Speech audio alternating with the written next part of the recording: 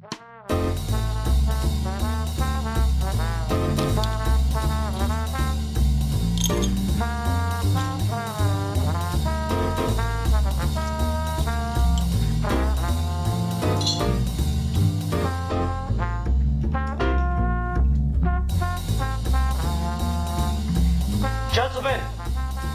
the time has come once again to discuss things.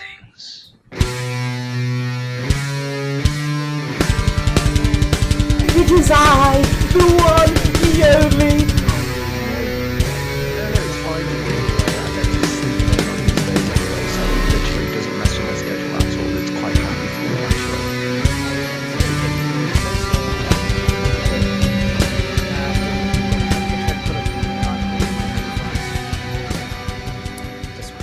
Anyway, hi everyone, welcome to another episode of Geeky Gentlemen. I'm Sid Part 2. Joining me today is... The Comics Kid 2099. And a geek for fun. Indeed they are. Today we're continuing the Batman War Games saga. We're, this is the halfway point. This is where the boys become men, and the men become wolves. This is the werewolf bar mitzvah of the Batman War Games saga. This is Volume 2, or Act 2, Tides. And to anyone that, read the newer release of War Games, I understand that it collected more issues, but I like the 3-act structure with the prologue and the way that the chapters are broken up in the original trades, so I never felt the need to go get it in fewer trades with more content. Was it that they were collecting the same issues just in fewer volumes, or was it like there was an issue of Azrael or something that we're not reading here? There's a couple of stuff because that's what I'm reading from. There's Batgirl, X-Skirts. There's a lot of snippets from the 15 Cents Adventures stuff here and there. But they're basically just a big, like the Ultimate collections like Marvel does. Mm-hmm. It's just that. It's just a thicker trade. Oh, okay. Yeah, I kind of sort of want some of that stuff. I bet that collects In the Dark, which was a short story published in the back of, I want to say, Detective 800, that I really, really love. It's actually legit one of my favorite Batman stories. It's just this really basic short. But I don't know, man. This works a lot better for me. The collection of it this way, you're getting all the important stuff, I'd say. And it's just the way it's broken down. Outbreak, Tides, Act 3, the name I forget. And then you got War Drums and War Crimes. I like the collection through multiple trades a lot more, based solely on titling. And I understand that's really, really shallow, and I don't care. So, Ruben's kind of in my metric to see how this story is working, how my this is the hill I'm dying on of defending Batman War Games, how well that battle is raging for me. So I'm gonna ask, we'll go round robin, but we're gonna start with Ruben. Is this an improvement over the previous 2 volumes, or is it getting worse for you? I think this is an improvement. I think things are starting to happen. I still think that, this is 8 issues. I think this could have been less, but I will say it's an improvement. Okay. How about you, Alfie? Better, worse? I'm gonna have to say overall, I thought this was a bit worse for me. Just enjoyment-wise, I feel like it never quite matched the highs of the previous act, while also not having the charm of the individual stories of the prologue. So this is probably the weakest out of all 3 for me. Okay, interesting. For me, this volume is where I started to get into the oh shit kind of dark stuff that the writers were doing with Batman at the time. Because this introduces Black Mask, and you know, when we were creating villains in the 60s, they'd all have a gimmick, like the Joker makes jokes. I know he was created in the 40s, get off and back. And the Riddler says crazy riddles, and, you know, Egghead's there, and all this stuff. And then by the time we started creating villains, technically Black Mask is from the 80s, but he becomes the Black Mask we know in the late 90s into the early 2000s here. We're still giving villains gimmicks. It's just Black Mask's gimmick is that he likes to torture people a lot. And yeah, this is where we get Black Mask doing a lot of really fucked up shit kind of off screen for a while until it happens on screen and we know who it is. And it's like, oh my god. You know, like, I'm just flipping through panels when they're, like, teasing who it's gonna be, and he's, like, fucking Clockwork Orange to this guy's eyes open and is pouring cayenne pepper onto, like, a pizza cutter or some shit, and I'm just like, why? It's so fucked up, and I kind of love it because it's so fucked up. This is really all I got. It's like, he's got just really messed up stuff going on here. This is why Black Mask actually, for a while, he was one of my favorite Batman villains, because he's just really fucking evil in a way that I truly appreciate. Because he's evil without being well, obviously he's crazy, but not in the same way as like the Joker or the Riddler are, is where he's very much like that traditional real world serial killer evil, which is like it has a different like flavor to it when you read it that makes it more sickly. Yeah, I guess to kind of compare him, he feels a little like what was his name? Richard Kuklinski or something like that. He was known as the Iceman. He was like a mob hitman, but he was also, because he was a mob hitman, one of the most successful quote-unquote serial killers with like 200 victims. And I remember, you know, I went through a phase where I watched a bunch of shit about serial killers as a teenager. That wasn't a red flag. And like, I remember watching interviews with this guy and just, he's like, oh yeah, you know, you can go up to someone at a bar with a drink and spill it on them, and if you put cyanide in the drink, the liquid would seep through their clothes onto their skin and they'd die that way, and no one would ever be able to figure out why. And I'm just like, what? It's like he just taught a class. And it's just I am never going to a bar again. Yeah. It's just like a really like particular kind of messed up where at a certain point, Black Mask doesn't really feel like a comic book character. He'd be perfectly at home in, like, you know, a true crime thing, or just like an intense, like, mob movie or some shit, you know? Definitely. I really like him for that reason, and this is when he's really written at his best.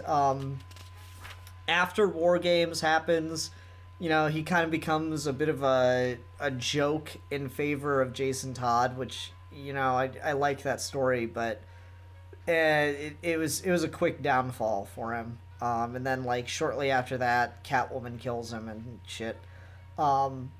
Spoiler alert. But I don't know, here he's just got such good fucking lines. He gets, like, a good villain soliloquy. He's like, okay, I'll talk. Starting with a valuable lesson. You're deceptively strong, young lady, but do you know what real strength is? The ability to accept pain. Any amount of pain. Not to ignore it, that never works. You must embrace it. Almost love it in a way. So do you love it, little girl? Do you? Do you love the pain ever so much? I fucking love that monologue. It's so deliciously evil. And yeah, that's part of why I like this series so much, is this is when Black Mask was at his worst doing his best. Or at his best doing his worst, one of those two.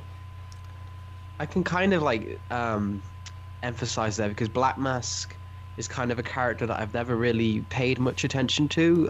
He's not really a Batman villain because he's, again, like you say, he kind of drops off after this, and he's not someone that has like a lot of like classic iconography with him that like puts him in like people's picks of, oh, I'll do a story with Black Mask. He's kind of someone people will only go for if they do want to write up like a darker Batman story and need like a mobster character, in much the same way that you get like Kingpin turn up now and again in a Marvel story because they need the mobster. Black Mask kind of started to fill that role, but I do like this idea here where you have, okay, so Batman escapes like the death trap. That's like synonymous with his character. It's like part of his appeals. Batman escapes a death trap. It does make logical sense. Okay, well, we're going to make... What's the most fucked up real-life version of a death trap? It's being tortured.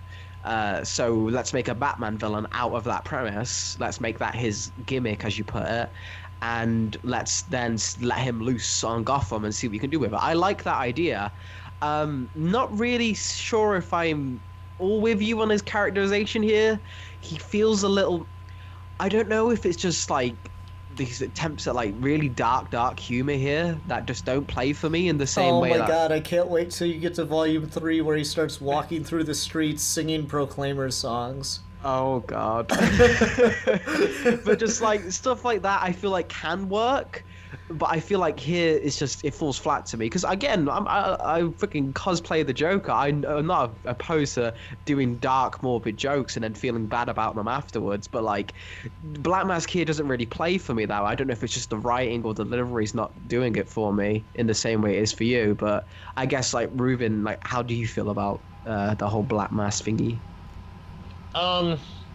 Well, I'm having trouble, like, as far as his character goes, yeah, he's evil, and I like having, sometimes I like villains who are morally complex, and like Magneto is one of my favorite characters, and he's got a valid point, and you can kind of see why he does what he does. And then you have characters who are just plain evil, and there's no human complexity to it. Like, I think the 1980s origin for Black Mask was kind of closer to Tommy Elliott. That's the funny thing about them fighting here is if Jeff Loeb had actually read some of the source material before creating Hush, he would have just made a Black Mask comic.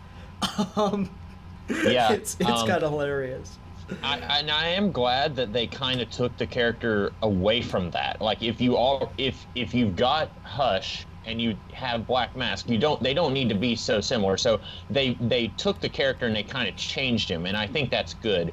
But a lot of what overshadows Black Mask's just absolutely thoroughly enjoying the evilness here, for me, is just some stuff that, like, I'm gonna nitpick the crap out of it. Like, I guess so. Black Mask was behind a lot of the stuff in War Drums, like hiring Mr. Freeze, who was helping.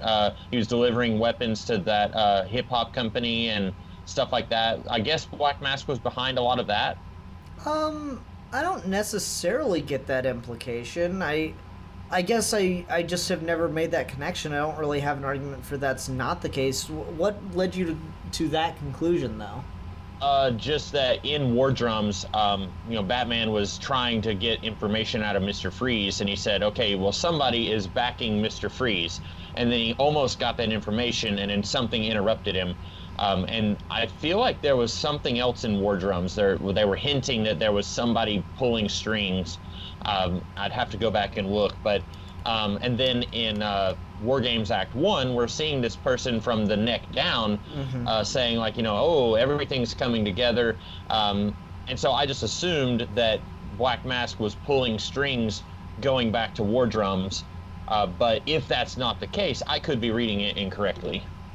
I mean, I suppose that's certainly possible because the implication is, he's taking out the heads of these families before he realizes the full scope of this was Batman's plan, and he inserts himself into it. Like that's definitely the implication. So I think it's fair to say I think you could say that he knew where he saw the opportunity of where this was headed. He's not alone in that, because you have mobsters and stuff in this volume talking about how, oh, this person's going to come out on top of everything by the time this is all over. This person's going to come out.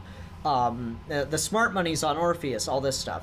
So, like, I think you could make the argument that Black Mask saw that earlier on and was trying to position himself, and then when he stumbled onto Batman's plan, he knew exactly how to position himself. I don't know if the implication's supposed to be that he was the one behind Mr. Freeze and all the events of War Drums. I really don't have an answer for that. I mean, if he is, it's not super well communicated, or Right. I'm just dense for not picking up on it. Alfie, do you have a take on that? Well, like, I think the problem with this is we're analyzing an event here that isn't, like, it's not something that you can just, like, No Man's Land. You can kind of just, like, it's a big event, or Nightfall is a big event, but you can kind of read it on its own, and you can kind of just get everything you need to out of that, because it's, like, it's built to be this from the ground up, and all the story threads start in it, and then they end in it, roughly, give or take. You got stuff like Cataclysm and stuff. But what we're dealing with here is something that, like, from what I've been looking up, it's like it was an editorial mandate to, like, shake up the Bat books, and for years there have been stuff leading up to this, and this was going to be the shaking point, and then everything out of this was going to span out and be changed.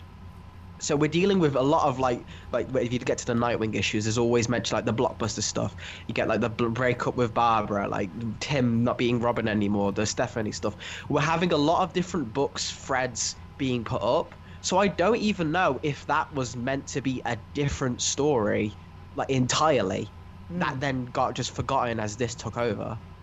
Yeah, it's a really good point. Yeah, if you want to be generous, you can say, yeah, it was him. Because as far as I'm pretty sure as far as War Games goes, I don't think we ever get the answer within the context of War Games. So it might as well be Black Mask if you want to be generous and read it that way. I will totally accept and just say that that's a dropped plot thread. Or it's just not effectively communicated that it was supposed to be Black Mask. I think reading up on it, I think it is a dropped plot thread. I don't think that it was intended to be Black Mask, because I just looked on Wikipedia, and it talks about how before all this, Black Mask was, like, killing Catwoman's brother-in-law and forcing her sister to eat his eyeballs and weird stuff like that. And then it just goes right into War Games Act 2. So it doesn't mention anything about him being behind the stuff in War Drums. So that was probably like what Alfie said, where it was a completely different story that they just kind of accidentally forgot as they went into War Games. I have the issue where he's torturing Selina's family members, and it's just, he's such a son of a bitch. He's like, he locks the door to his torture room because he has a room for it, and he's like, now listen, before we begin, there's something you should know on the topic of screaming. I know, you think you're too brave, or you're not going to give in and show me up, but I get it. But listen, it's going to happen.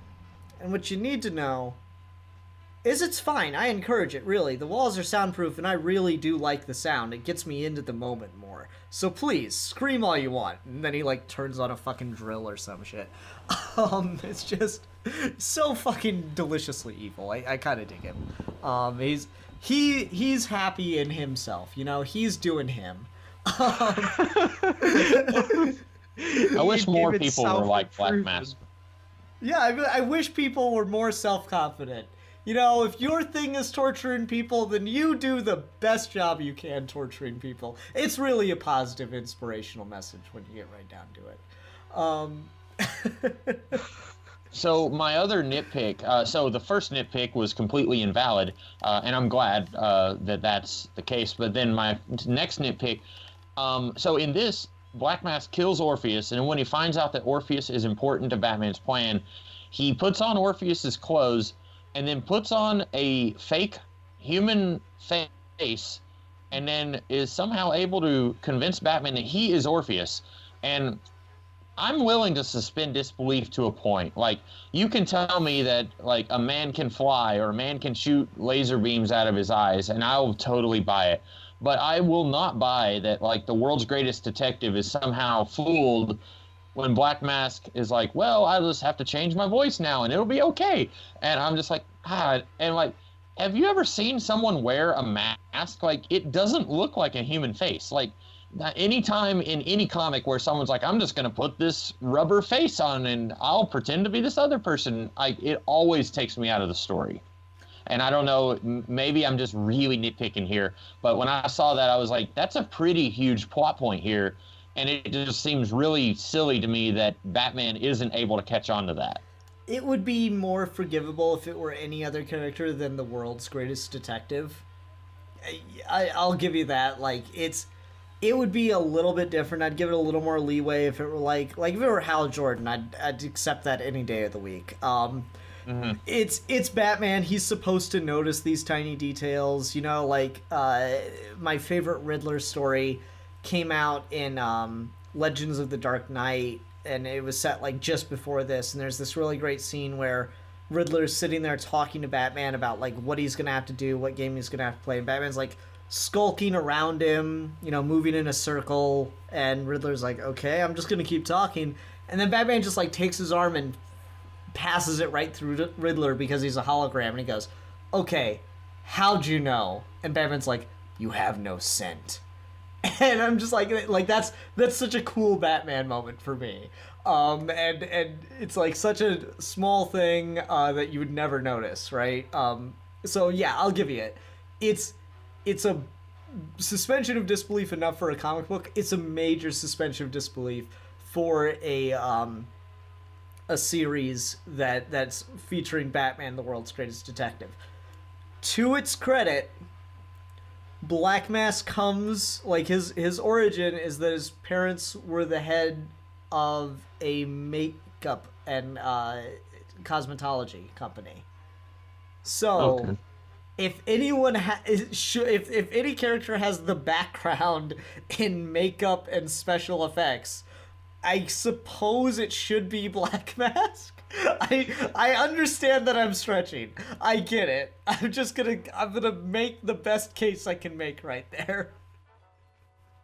The only thing I'd say to this, just to kind of back your point up, Ruben, is yes, this is a comic book and this is like the DC universe, and you can kind of like buy crazy stuff like this. And even in Batman, I could like stretch from this disbelief to believe stuff like this.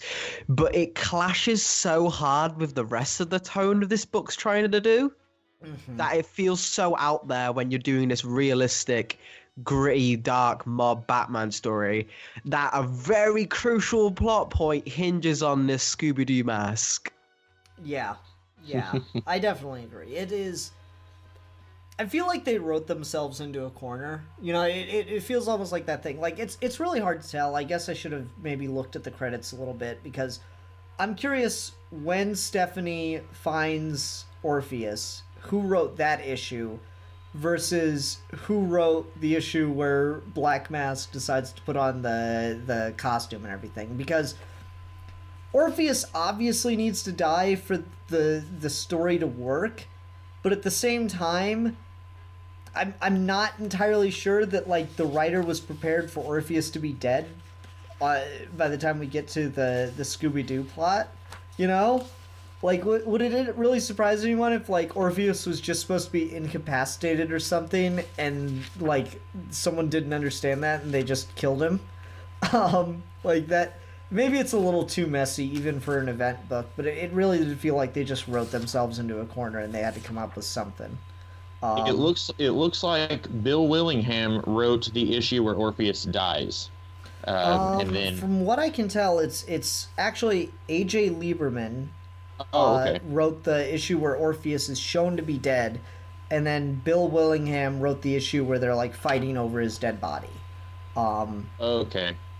And then who wrote the issue where Black Mask decides to put on makeup? That would have been one of the last ones. It's hard to tell. I hate it in a graphic novel when they don't put the cover in between the issues. When it's okay, why not? It's like one extra page, guys. Yeah. And, well, like, my book has all the covers at the end of the book, but I don't need it there. I need it to divide the issues so that I can tell, okay, we're now entering Nightwing, or we're now entering Batgirl. It's so stupid. Anyway, it was hard for me to tell. I had, like, a system reading this book, because, like, the past couple of trades, I would forget that we were doing it, and then I'd start reading it, like, Wednesday night, and then read, like, 6 issues Thursday. and I didn't want to just like hate it, so I tried reading just 2 issues a day of this book. So I would just pace myself, and it was hard to tell sometimes. Like, have we started a new issue? Most definitely.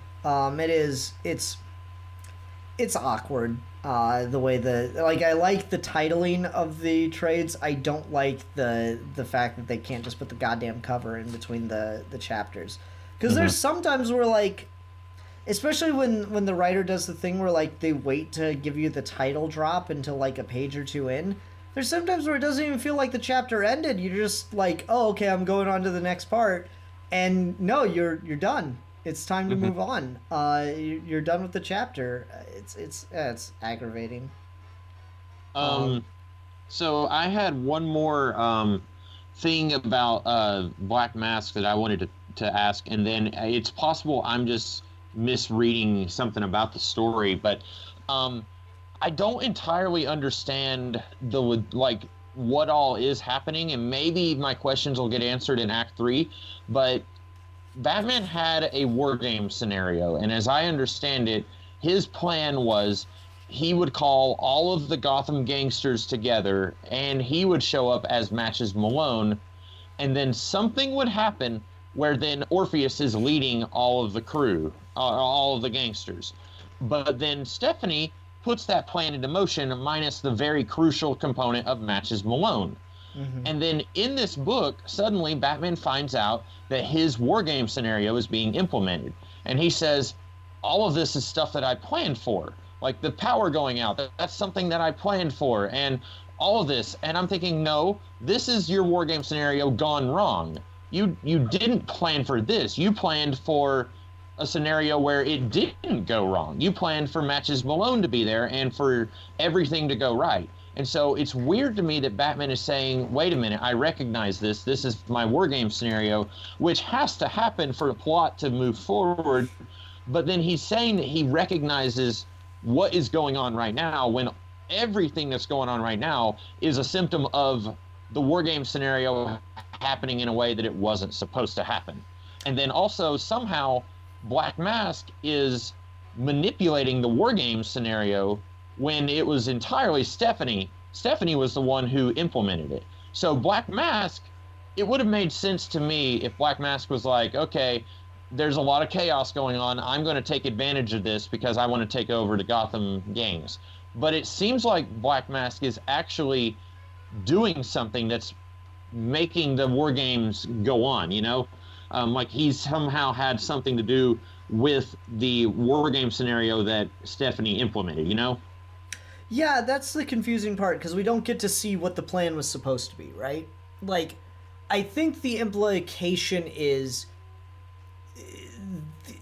and this is the weird part, I think the implication is it went wrong because Batman wasn't there to pull the strings in the right way.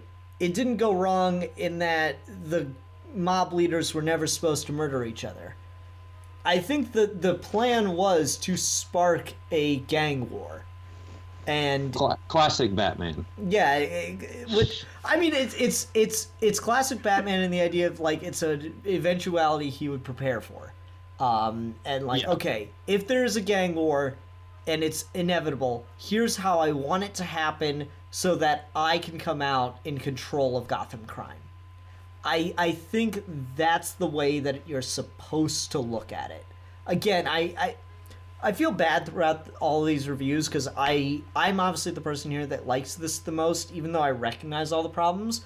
But because I have you guys here, I don't need to bring up the problems. You guys are doing it for me. I'm the one getting to be a bit generous and say, okay, if you look at it this way, squint, tilt your head.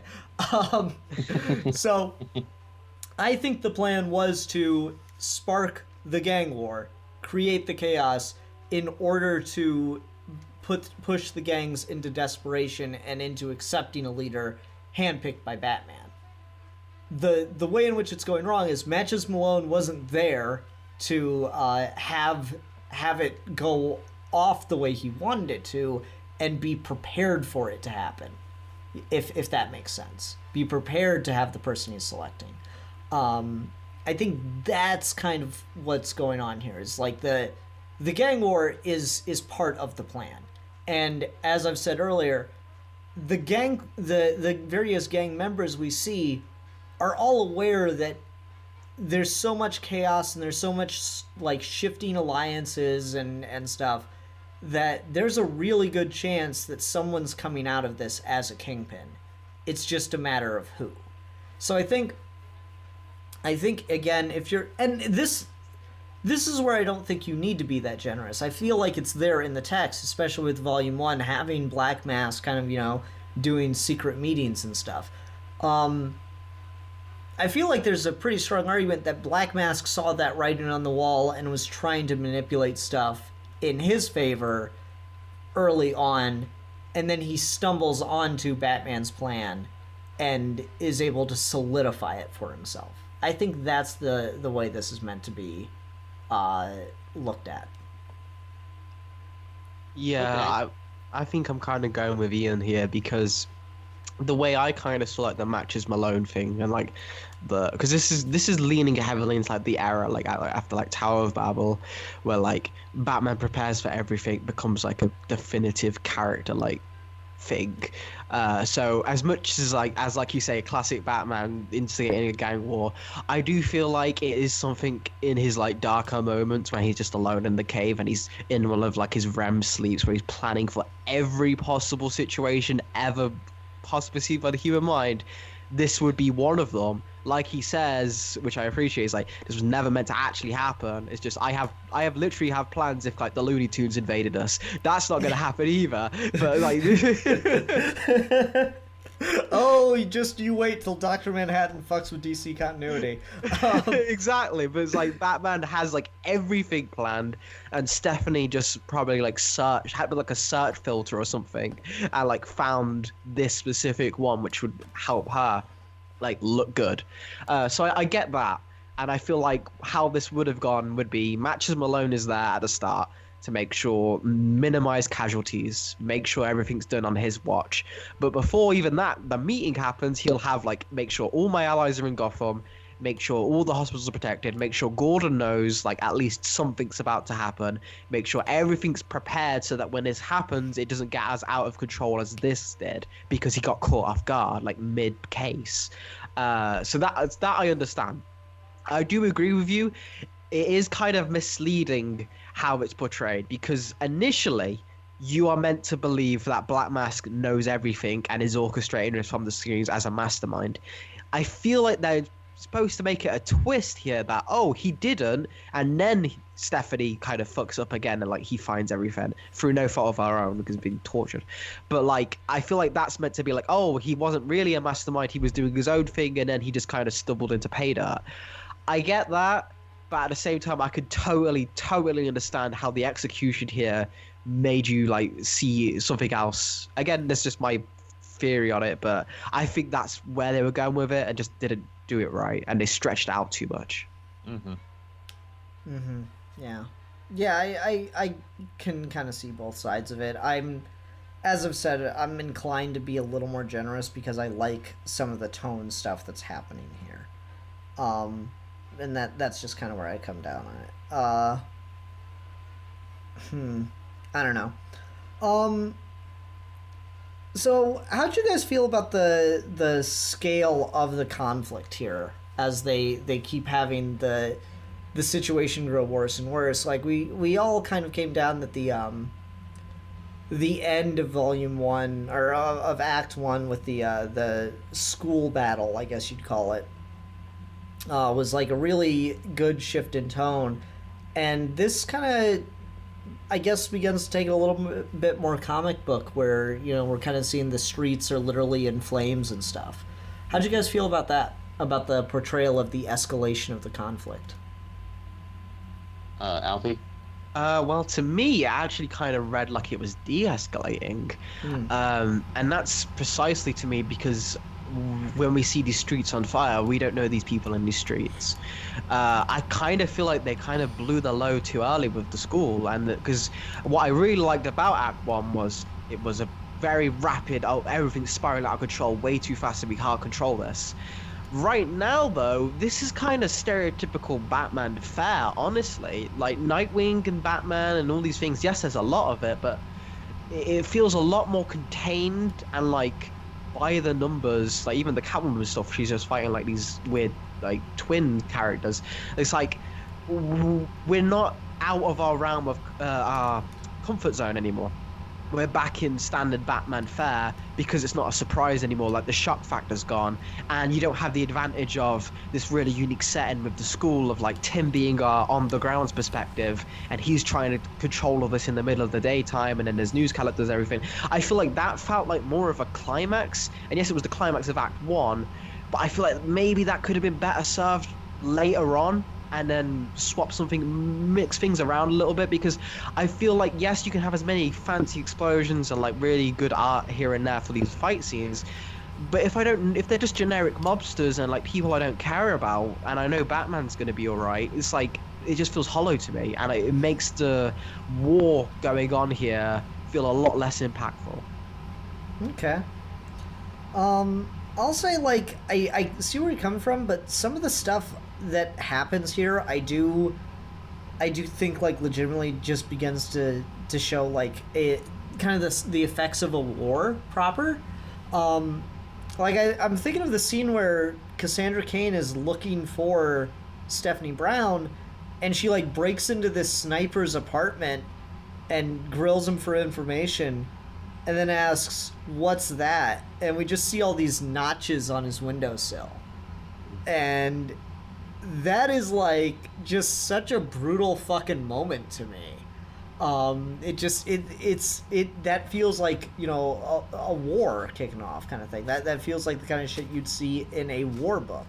And so I really appreciated that side of it.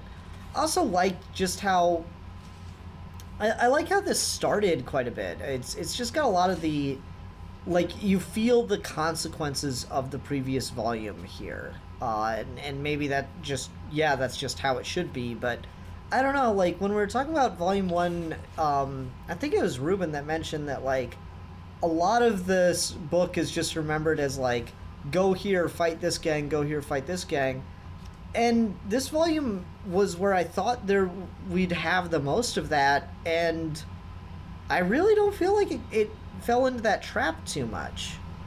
Ruben, what do you think? I think we got, it feels to me like there's more stuff happening here, and it's not just like, because Act 1 it really felt like 2/3 of that was, and we get to see Robin doing the same thing that Batgirl and Nightwing are doing, and Orpheus and Batman. Here, I think part of it is we actually get to see Black Mask, and we get to see who it is, because we got to see Black Mask from the neck down in the previous volume. Here we actually get to see who it is. He does some stuff, and it feels like more stuff is happening, but really, if I tried to explain everything that's happening, really, Batman takes over the police department. Well, Batman asks if he can take over the police department. They say no. Then he takes over the police department, and then Black Mask kills Orpheus. So there's enough plot for like 2 issues, but then it's an 8-issue act. And so I still feel like it's stretching things out a lot, but at the same time, like, I feel like it still feels like there's a lot more happening here than there was in Volume 1, or the first 2/3 of Volume 1 anyway. Yeah, I think there's a lot more character stuff going on in this book, if that's fair. Mm-hmm. I don't know, some of the stuff just came off as like a lot more, you know, we get these moments of, you know, fucking Barbara just going off on Batman for taking over her system, and that continues the Batman just being a fucking dick in this era. I know, right? Like, what? He was, but also I was like, Barbara, you're being really petty right now. Like, they're both, no one comes off looking good in this. Like, Batman is just being really like control freaky, and then Barbara just like acting like he murdered her mother or something, and just like screaming at him, and like nobody comes off looking good. I think, and like she keeps complaining. I think, take a drink every time Barbara says, "I'm not getting any sleep here, guys." It's like, well, neither are they, and they're actually getting shot at, and they're like in the streets, and there's fire. Like, you're safe in your clock tower. Maybe that sounds a little insensitive, but Yeah, no, I feel you. Again, it's one of those things where it's just like it's written in such a way to kind of like, yeah, Bruce is a bit of a jerk, but she's being irrational. It's written in a way to make them both look bad, but Batman's actually got a point. You know, like that. It's just that really typically annoying way we write Batman sometimes. Well, like, I don't know if I'm really agreeing with you guys here, because I'm just like, all right, so I'm thinking of this from like Barbara's perspective, and she's like, all right, that's Oracle's job in the Bat universe, is to manage everyone. She's the best at that job. That's why she's there. She's got like the bird's eye view of everything, and literally, she'll ask Bruce a question and he won't respond. And when we find out the answer, it was literally something he could have just told her, and he's just holding it back to be seemingly very petty. And I don't. This does the cardinal sin for me. Like, I've spoken in the previous episodes of like Batman's characterization in this story does not work for me, but this volume specifically is where I'm like, okay, you can make Batman an asshole, but when you make Batman stupid asshole, that's when you draw the line for me, and I'm just like, okay, this isn't my Batman at all. I can handle like him being dickish. I may not be it, but I can understand the take. Like Ian, you said, like after everything he's been through, of course he's going to be dickish. But he should still be smarter than this, and being how he is with his allies here specifically, of course they're going to be pissed off and like irrational in some sense, because he's their leader and he doesn't seem to know what the fuck he's doing. No, I think that's fair. I do. It's not the best written Batman characterization. And it's like, it's plot armor, right? It's, he needs to do this, and we want him to put it all on Batman because we want Batman to burn his relationship with the police department, not Oracle vicariously through Batman or something like that. I get that. But at the same time, it's written in a way to make them both look bad. It's trying to make it look like Batman has a point, even though he really doesn't, you know? Do you think this would have worked better if Batman confided in Oracle? Because he goes to Jim's house and he asks Jim Gordon, hey, I'm thinking about taking over the police department. What do you think of that? And Jim is like, no, you're an idiot. What if they had done that scene with Oracle? And then she said, no, that's a really bad idea. Don't do that.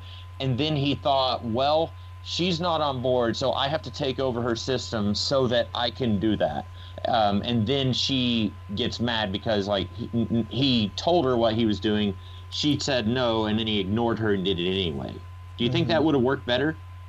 Probably, because that would have really pissed her off a lot more, and her anger would have felt much more justified because she's being completely overridden, and it's like her thing is being taken away from her too. I think that would have worked a lot better, because when it's just like, oh, you took my toy, I should have been the one to take over police broadcast or something, it feels a little petty.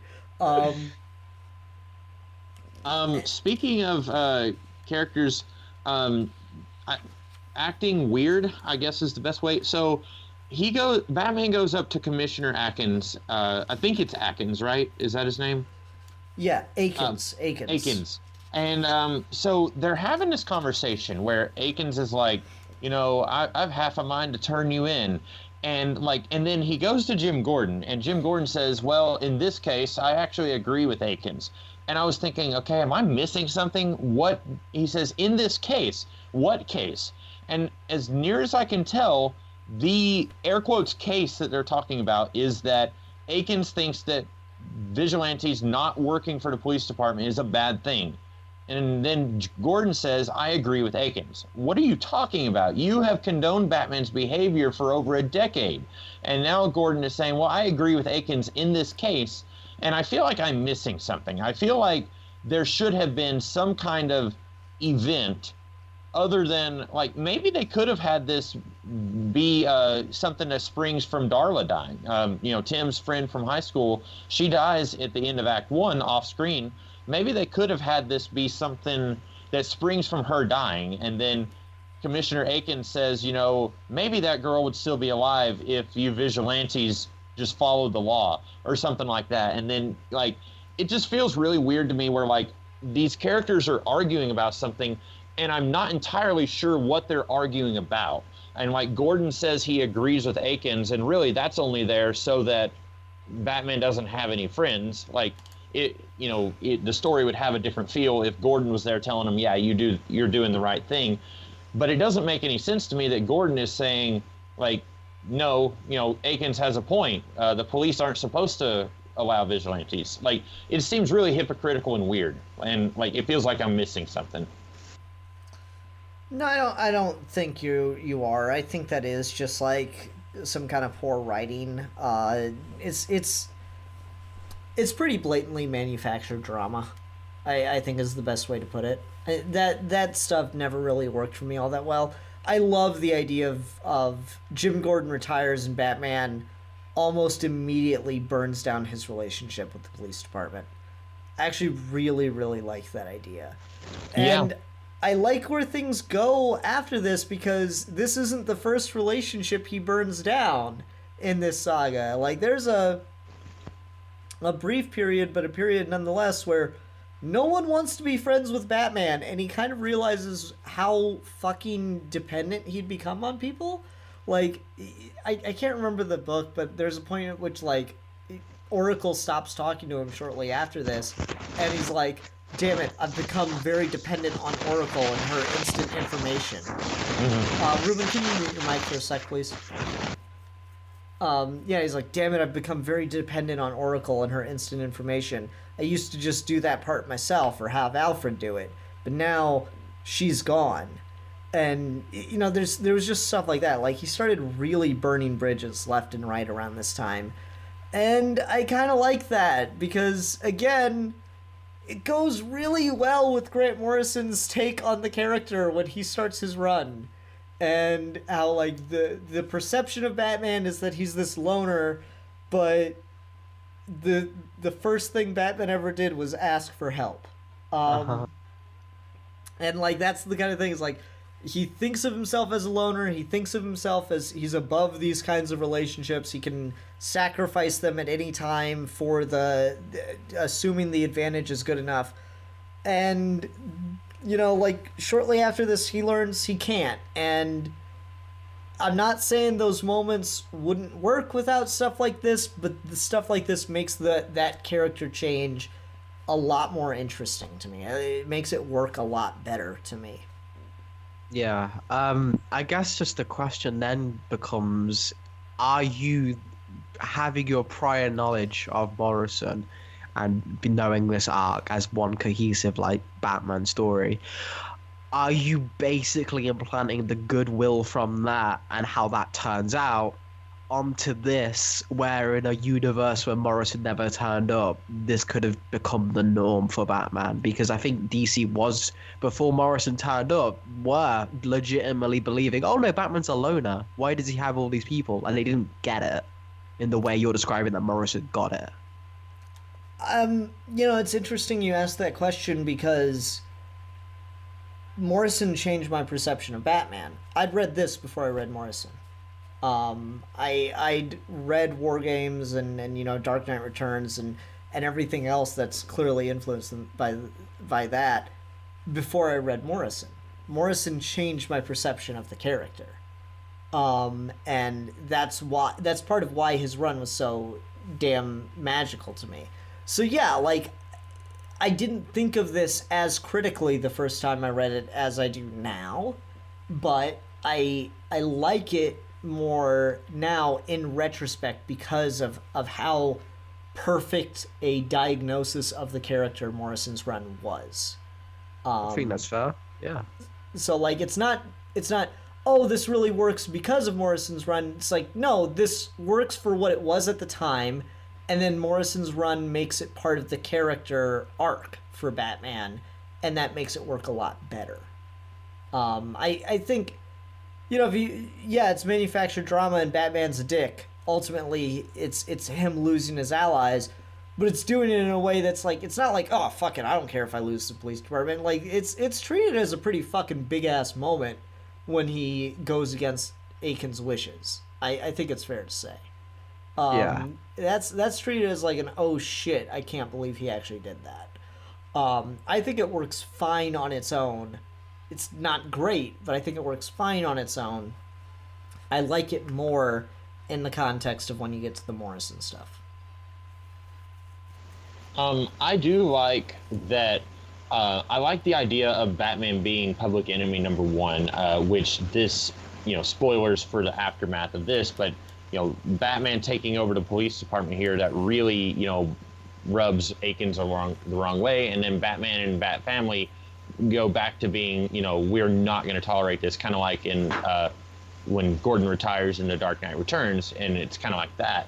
I like that. I don't know how long it lasted, because looking at my Batman shelf, I don't remember the Bat Family being like chased by the cops or anything in any other story after this, except for maybe Dark Detective.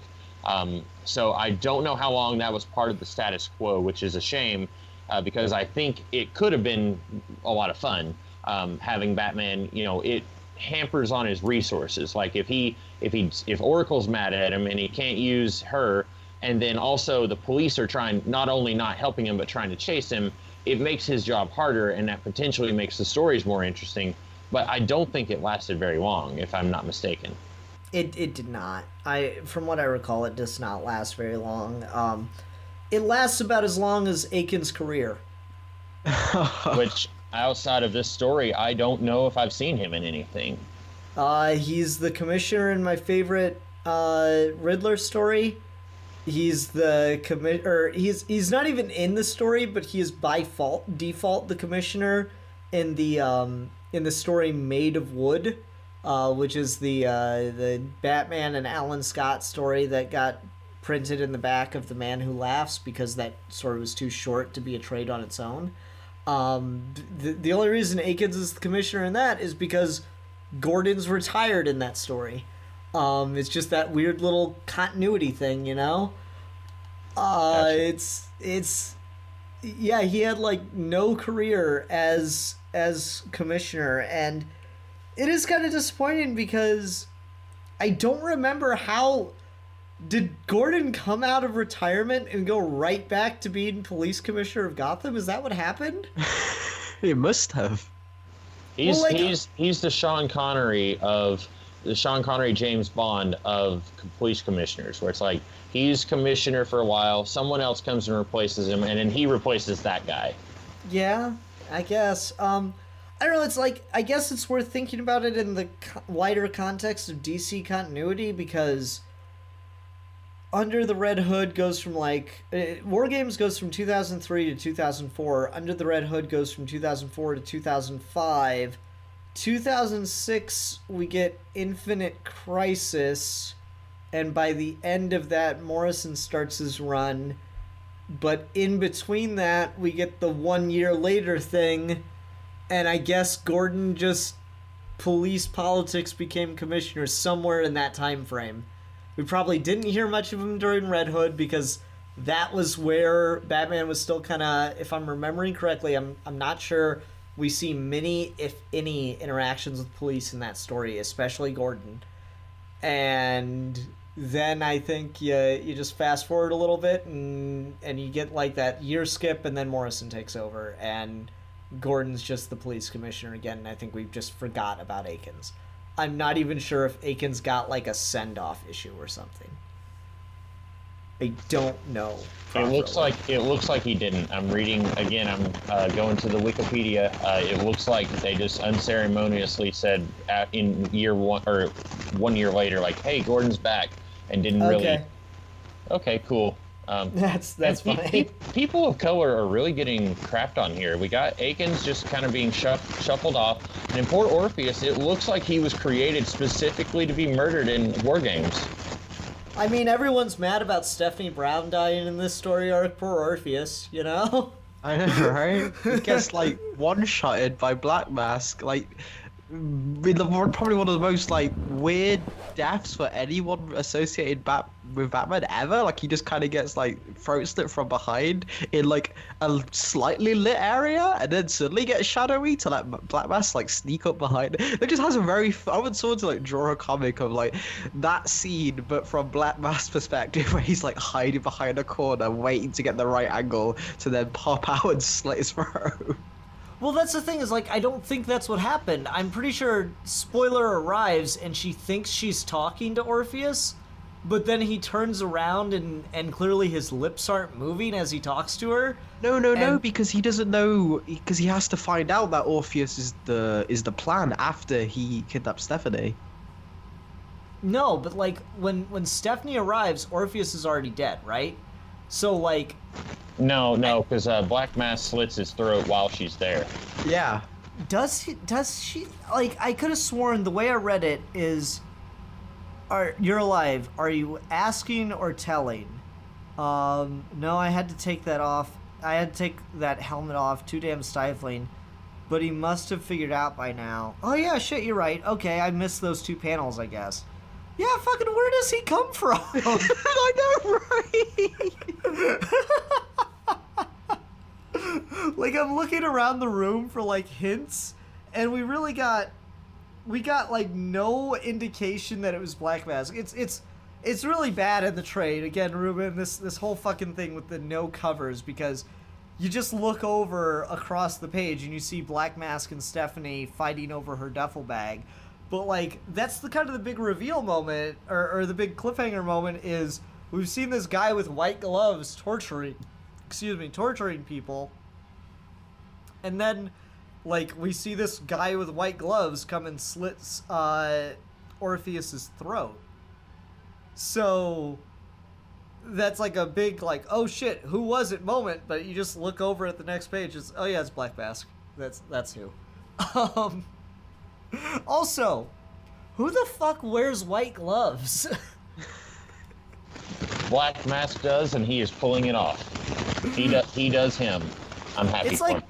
it's like one thing, like when it's the Joker, he's very theatrical, but Black Mask, he's like just in a black suit. Otherwise, like, why is he wearing white gloves?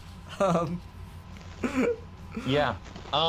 So, oh wow, I had somewhere I was about to go with that. Leslie Tompkins is looking on the computer at adoption records. Do you guys know what that's about? Because I don't remember. I'm pretty sure, from what I remember hearing, and it's all such hearsay with the comic book industry, so take this with a big grain of salt. From what I remember hearing about the development of this story as far as editorial goes, is editorial really wanted to kill Stephanie Brown, a decision I agree with, and a bunch of the writers really didn't. Like, if I'm remembering correctly, Gail Simone was trying to get a Stephanie Brown Batgirl book at the time. And they're like, well, we really like your pitch, but we're gonna kill her in War Games, so no. So, knowing where things go with Stephanie Brown later on, I think someone snuck in that scene with Leslie Tompkins looking at adoption papers so they can retroactively go back and say Leslie Tompkins was planning to fake Stephanie Brown's death all along. I legit think it is that level of petty bullshit in the comic. That some writer was like laying the groundwork to give Stephanie Brown a way to come back before they even killed her. I legit think that might have actually been happening. Yeah, and we'll get to it when we talk about war crimes, but I really hate the Leslie fake spoilers death thing, and I know I think last week when I talked about how much I dislike Leslie Tompkins, like, boy, she's insufferable here. Like, these gangsters come, and they're not only gangsters, but like serpent ninja gangsters come to take over Leslie's clinic, and then Leslie is like, nope, you can't do it, and they're like, okay, well, we'll just kill you.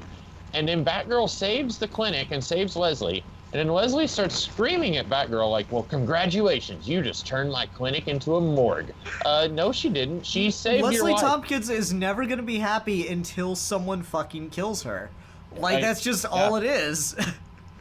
Yeah, I don't like her. And, like, she keeps acting like, well, this war game scenario is all Batman's fault. And maybe indirectly it is. Like, he created this war game scenario, and then Stephanie stole it and implemented it. If he hadn't created this scenario, none of this would have happened.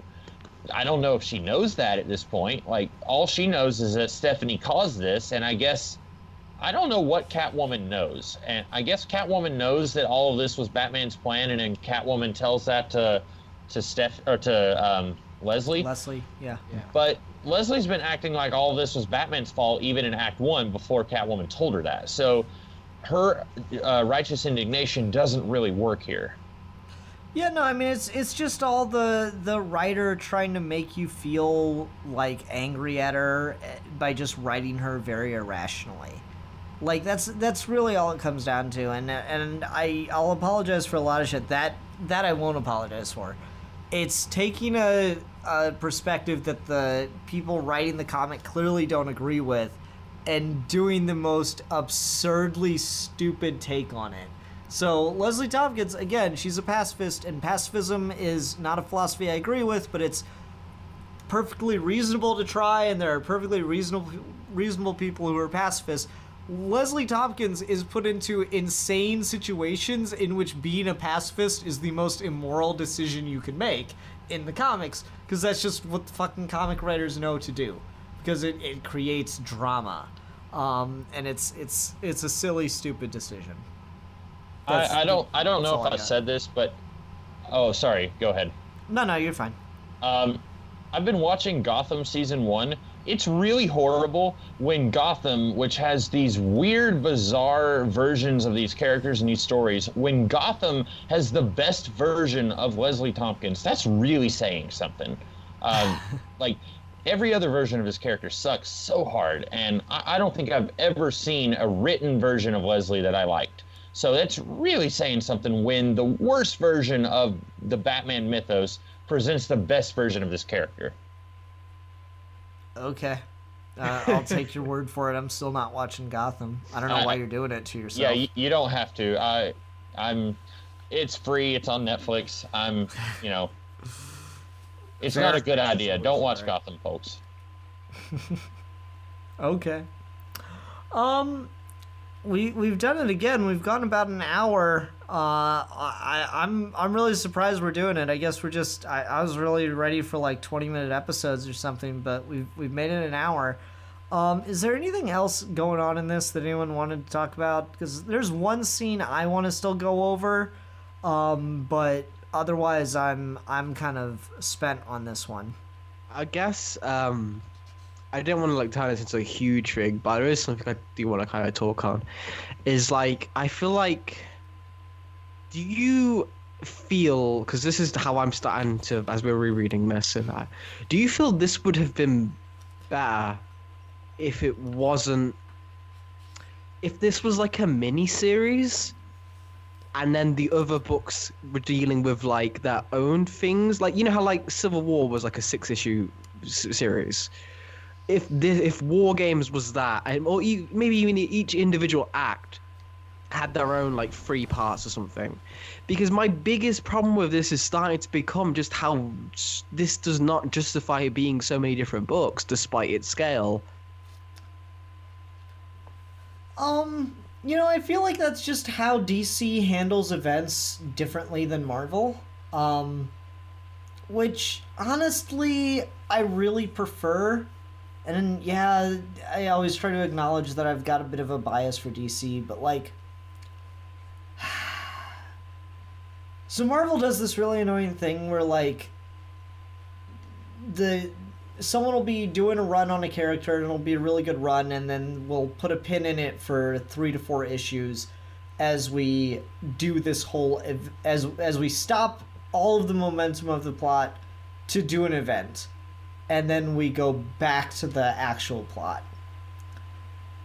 DC certainly does the same thing, but I guess the way it structures the events that they do, or at least the events that they did at the time, it won't feel like as much an interruption, and it'll feel more natural and make the world feel more complete. And again, maybe that's just pure bias on my part, but that's the way I feel about it when I read it. Okay. Because like, how could Nightwing not be involved in the situation that's going on? I know he's off in his own city and everything, but like, he's legitimately a bad person if he doesn't come over and get involved in this. Like he's, you know, that's just, it's so out of character for him not to put himself in this, you know? Whereas events all the time and will have characters do things that are very out of character for them even to get involved with. It'd feel out of character for any of the characters in the Bat family not to be involved with the events of this, would be, I guess, my argument. Yeah. I think I kind of agree with Alfie. I think you could have done like a 6-issue miniseries for all of Act 1, 2, and 3, and then you could do stuff. You could maybe do stuff like you mentioned, Civil War, where it's like in the Batgirl title, maybe we get to see Batgirl doing something that's connected to War Games, but it's not the main meat of the plot. Because my biggest concern with each volume of this is like, wow, this is really slow. Like, there's 8 issues here, and I feel like it's, 2 or 3 issues of plot. And if it was just a War Games mini-series where you can throw all of the Bat characters into it, and then you can show them doing the character stuff in their own books, I think that would have made for a better plot. It would have been much tighter. And I think you could have done all the character interactions that we see here in those individual books. Okay. I think that's fair. All right. Last thing I wanted to talk about is probably the scene that gives me the most, like, that makes me reel the most, but in a way that I feel is really effective. And that's Stephanie Brown's escape. Like, as much as I like Black Mask for being just an evil son of a bitch, and really, doing him, seeing the effect that it's had on Stephanie Brown is just really, really painful. Like, you get this page turn where she's trying to pull herself out of these restraints, and you just feel the pain on the character. You get this panel of just a close-up on her eye, and her face is all cut up. And it's rendered so damn realistically that it's really, really painful to even look at. And then you get these sequence of panels where she's just trying to escape, and it's like, gotta warn Batman about the Black Mask. If you can just stop from passing out, and then you get a black panel. I really, really like that scene. That comes back later as she wakes up from passing out and is finally able to leave and go straight to Leslie's clinic. I really, really do dig that whole section there. I don't know why the fuck it's in the middle of a Catwoman issue, but just, man, it's a hard scene to look at. The art is probably the best art in the book to showcase it and just give you the gravity of it. I think it's one of the most intense scenes I've read in a comic. I think like it's part of me, I don't know, maybe this is just like, as we've been going through this and we've done this over a bit of a period now, and I've like, Stephanie Brown's a character I've not really had any like prior interest into, but given like Batman's characterization and everything in this, I just feel so bad for this poor girl. that whole torture scene with Black Masters was very uncomfortable to read. I know that's the point, but that also is just like, I don't know if I could say I enjoyed it, but I can like appreciate it for like it's trying to make me feel uncomfortable. But damn it, man, I didn't want to feel uncomfortable in that specific way. And then, like you say, when she like passes out, it's very powerful, and I do feel like it's very well executed. But then I'm just also like, did she deserve all of this? Like, is this for a purpose, or is she just being used as emotional bait for Batman? I think that's fair. I think that's a fair assessment. I I've never cared for the character of Spoiler. Like, as much as I like Batman comics and stuff from this era, Spoiler's one of those characters where every time she shows up, I kind of rolled my eyes. Yeah. And so when I got to this, I was like, oh, thank God someone killed her. Which you shouldn't feel. And so it's like kind of weird for me to go back, because I haven't read this in quite some time. It's kind of weird for me to go back and like remember how I was feeling about things, because I was reading all these comics from this era. And as much as like people will look at this and say, oh, this was just an excuse to kill off Stephanie Brown, I really can't disagree with you, because as someone who's reading it, I was happy that it killed off Stephanie Brown. But, you know, I'm going back and I'm looking at it and I'm reading it and I'm like, they really do try to give her, like they don't try to dehumanize her. They don't have her, like, stumble onto Black Mass through her own idiocy or something. She's trying to do the right thing.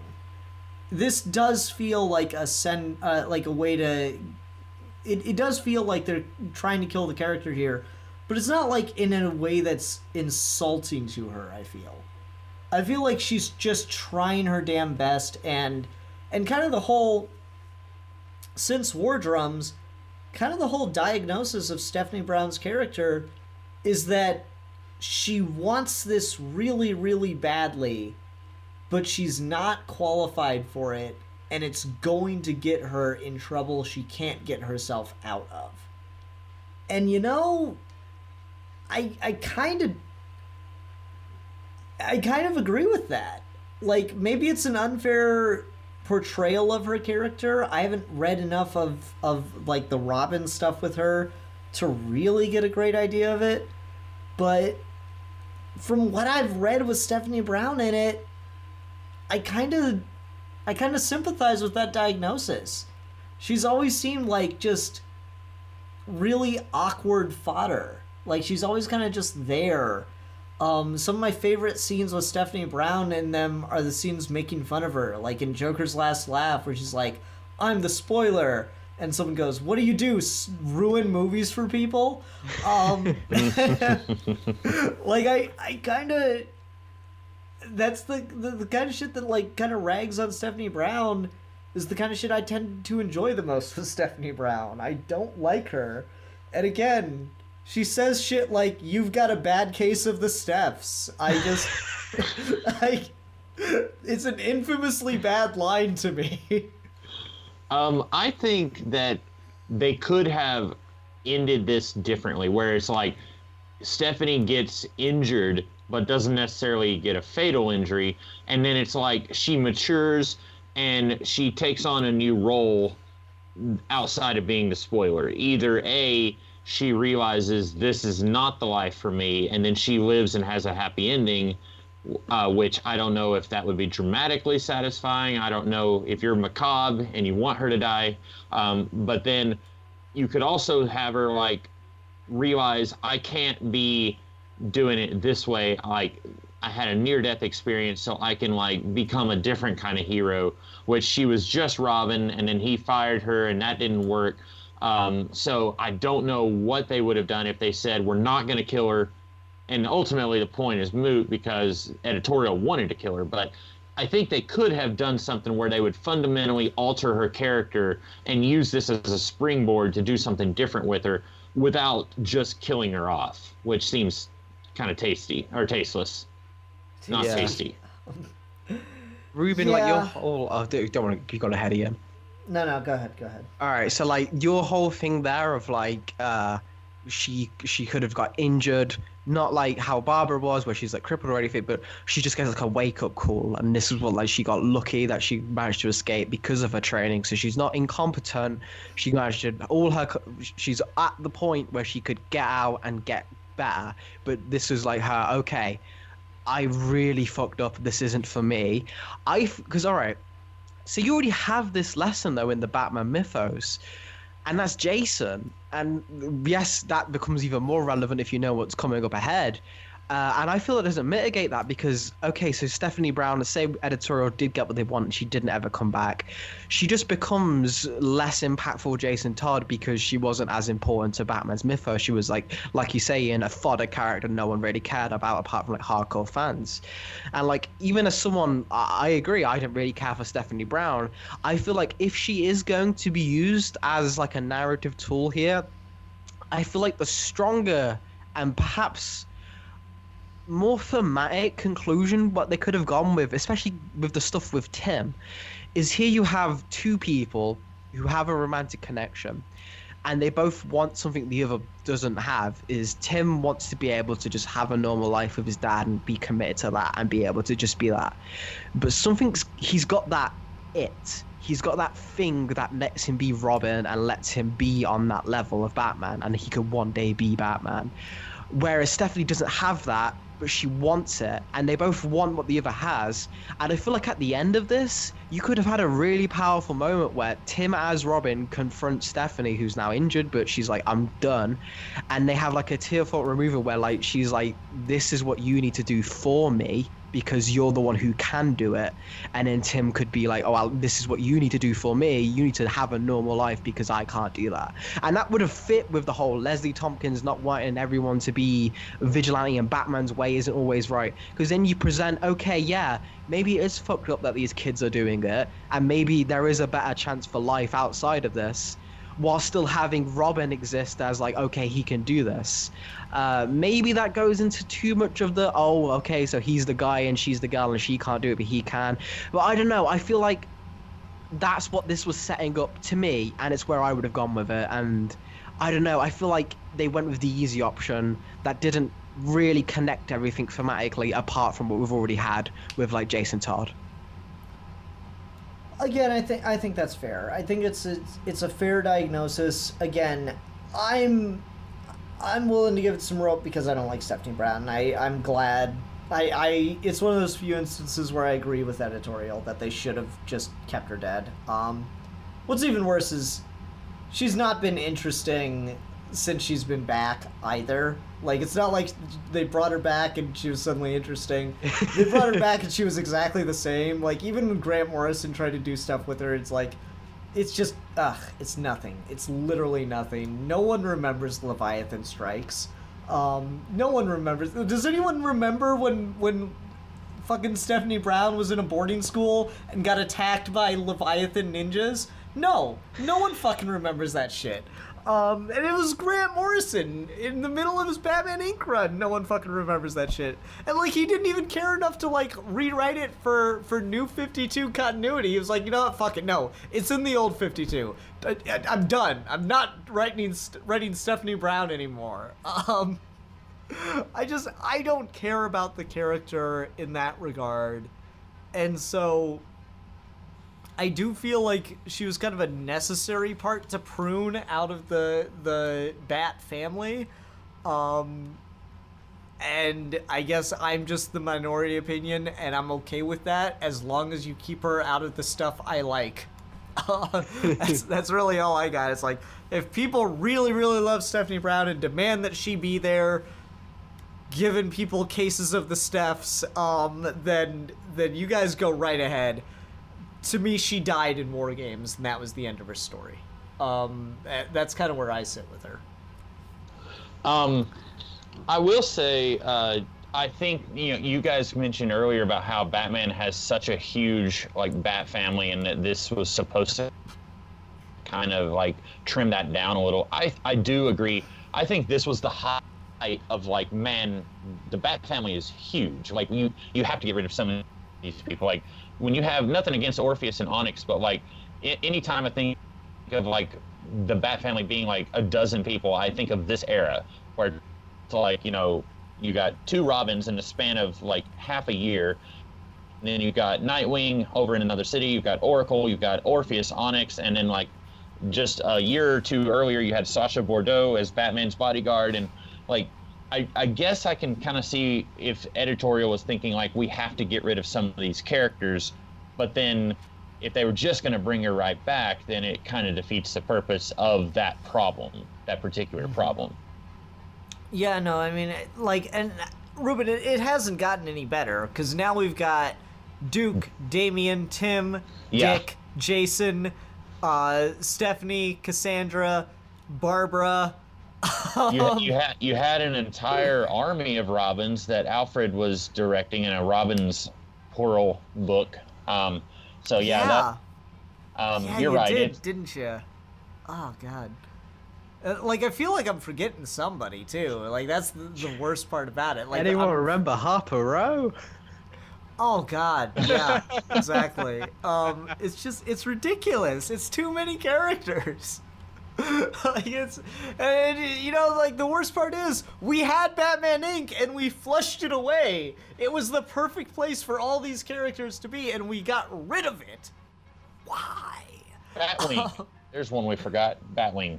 Batwing's book was so good for like the first 7 issues. And then they switched artists and it immediately got bad. I don't know why, but it immediately stopped being good when they switched artists. Mm-hmm. And then they just replaced the character with Lucius Fox Jr. and that was a terrible decision. Oh, Ruben, Mike, please. Oh yeah. Yeah, I don't know. It's a whole thing. Okay, do we have anything else we want to talk about with Act 2, Tides? Yes, real quick. I had one tiny thing. So I thought it was dumb that Hush comes to Black Mask, and Black Mask went to Hush and said, "Hey, why don't we form an alliance?" And Hush said, "Screw you." And then Hush comes to him and says, "I have an idea. What if we come to an understanding?" And it's like, okay, you just had that chance last volume. And Hush says, I just want you to leave Batman alone. So I'm going to give you the location of the Batcave. And I'm like, what? This is so dumb. Yeah, a scene with Hush was stupid. You don't say. In other news, Alan Moore is still a jerk. Water is still wet. That's all I got for that one. No, I agree. That scene was pretty stupid and pointless.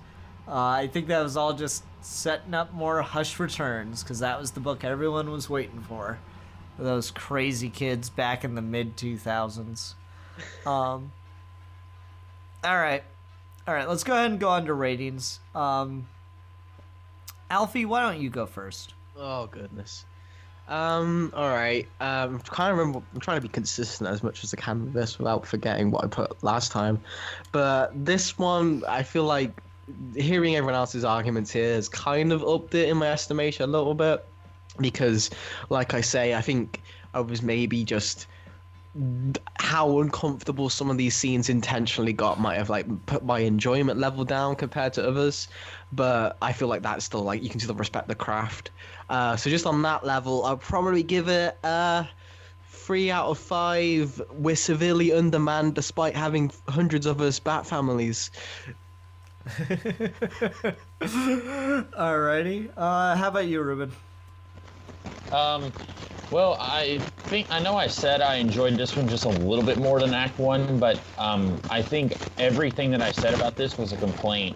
So I'm going to go with 2, you got a bad case of the Stephs out of 5. Ah, god damn you.